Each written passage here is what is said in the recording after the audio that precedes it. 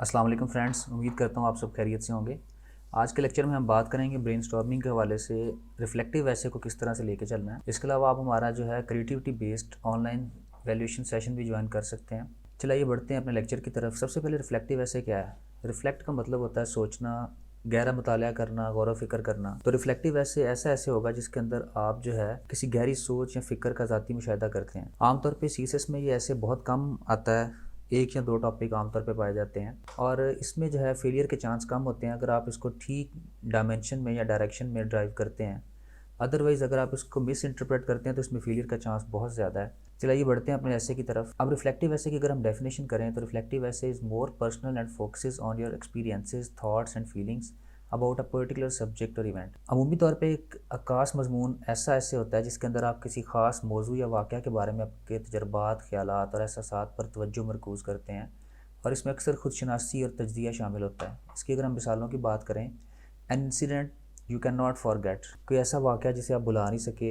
इसी तरह अ सनसेट, अगर सीएसएस में इसकी मिसालें लें तो a fall upon the thorns of life, I fall upon the thorns of life, I bleed, 2021 में ये ऐसे आया था। इसके अलावा when life throws you lemon make lemonade. आइए बढ़ते हैं, इसको हमने सॉल्व किस तरह से करना है। There are 6 steps to solve और डील विद रिफ्लेक्टिव ऐसे। सबसे पहले डीकंस्ट्रक्ट करें the meaning of the phrase. जो जुमला दिया गया है, जो कोई स्टेटमेंट दी गई है, उसके मीनिंग को सबसे पहले जो है आप आसान लफ्ज़ों में जो है समझें, अपने दिमाग में उसको जो है डीकंस्ट्रक्ट करने की कोशिश करें।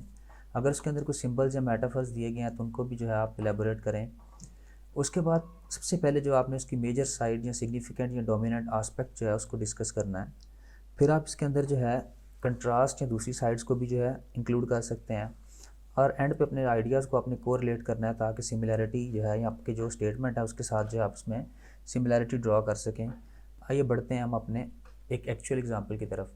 ये 2015 में जो ऐसे आया था, when life throws you lemons make lemonade. जब ज़िंदगी आपकी तरफ जो है लेमन्स उछालती है तो आप उससे जो है लेमनेड बना लें। इस बात का मकसद ये है कि जैसे भी हालात हों आप उनको अपने तरीके से मोल्ड करना सीखें। अच्छा, अब इसके बारे में जो बैकग्राउंड है, सबसे पहले ये मैंने बुक में से कॉपी किया है, सॉल्व किया हुआ था मैंने ऑलरेडी। तो life is the name of vicissitude, it is not always a smooth selling. सबसे पहले तो इंट्रोडक्शन में जो है ये स्टेटमेंट मैंने बच्चों को समझाने के लिए इसको जो है डीकंस्ट्रक्ट किया है। फिर बैकग्राउंड की बात करें तो मैंने यहाँ पे बच्चों के लिए इन्फॉर्मेटिव नॉलेज दिया है। फिर उसके बाद नेक्स्ट जो है importance of having a positive mindset in the face of adversity. असल में इसको इस डायमेंशन में लेके चलना था कि पॉजिटिव माइंडसेट जो है ज़िंदगी में एडवर्सिटीज़ में उसकी क्या वैल्यू है। Deconstructing the symbol of lemons, recognise and accept the challenges और setbacks in life, accepting difficulties as a natural part of life.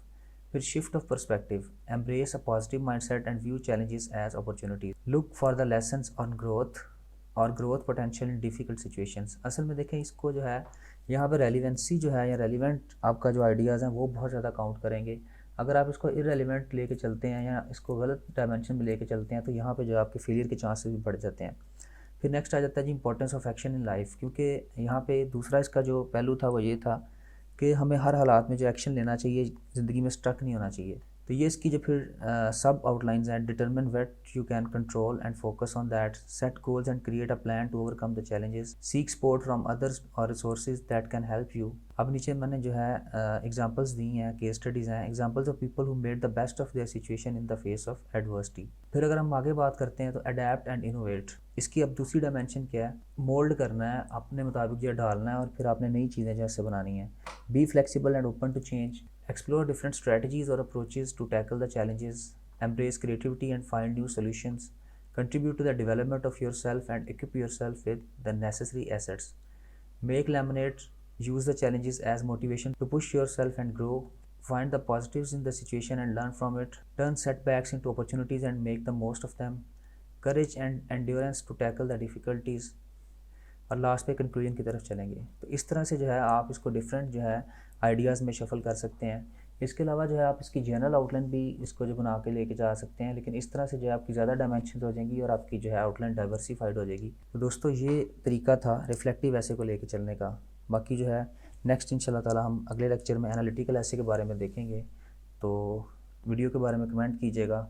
Thank you so much, take care, अल्लाह हाफिज़।